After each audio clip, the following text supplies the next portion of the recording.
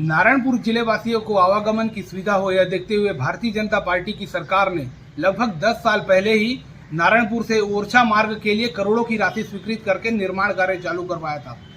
Bharatiya Janata party की सरकार जब तक थी तब तक के लगातार गुणवत्ता के साथ सड़कों का जाल बिछाया जा रहा था, लेकिन जैसे ही 2018 में नारायणपुर में कांग्रेस की विधानसभा और छत्तीसगढ़ में कांग्रेस की सरकार आई है, उसके बाद आप देखेंगे कार्य में पूरी गति कार्य की शून्य हो गई है और गुणवत्ता विहीन कार्य किए जा रहे हैं। आज आप ओरछा रोड जाकर देखेंगे तो आज सड़कें बन तो रही है, लेकिन आज जो 1 किलोमीटर अगर बन रहा है तो उसके 2 किलोमीटर पहले का आप सड़क देखेंगे पूरी तरह से उखड़ रहा है। इससे आप अंदाजा लगा सकते हैं कि कार्य में कितनी इन लोग क्वालिटी दे रहे हैं।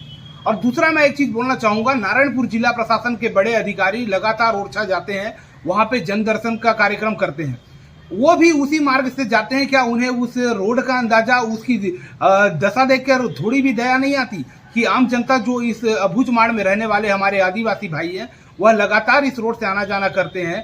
एम्बुलेंस जाता है, गर्भवती महिलाओं को लाने के लिए मेडिकल सुविधा होती है, तो कितना उनको तकलीफों का सामना करना पड़ता है। अब अगर भारतीय जनता पार्टी की सरकार उस समय गुणवत्ता युक्त कार्य करवा रही थी तो आज इस कार्य को गुणवत्ता विहीन क्यों किया जा रहा है?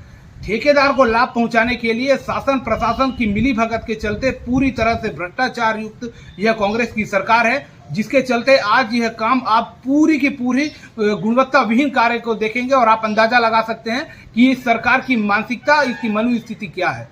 भारतीय जनता पार्टी की सरकार ने सड़कों का भी निर्माण करवाया, पुल पुलियों का भी निर्माण करवाया, लेकिन इस सरकार ने ना ही पुलियों का निर्माण करवा रहा है ना ही कुछ।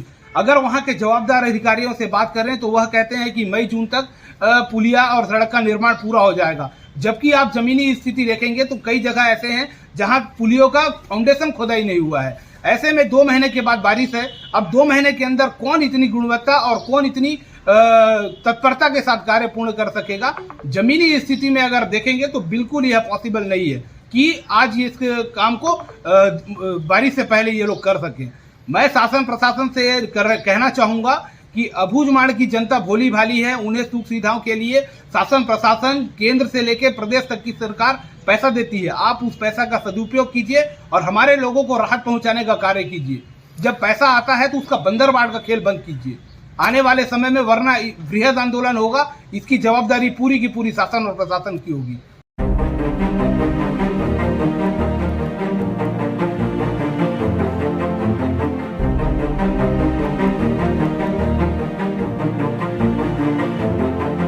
से ओरछा का मार्ग 31 किलोमीटर लंबाई का है, जिसमें से 30 किलोमीटर का काम हो गया है, 1 किलोमीटर का काम बचा है।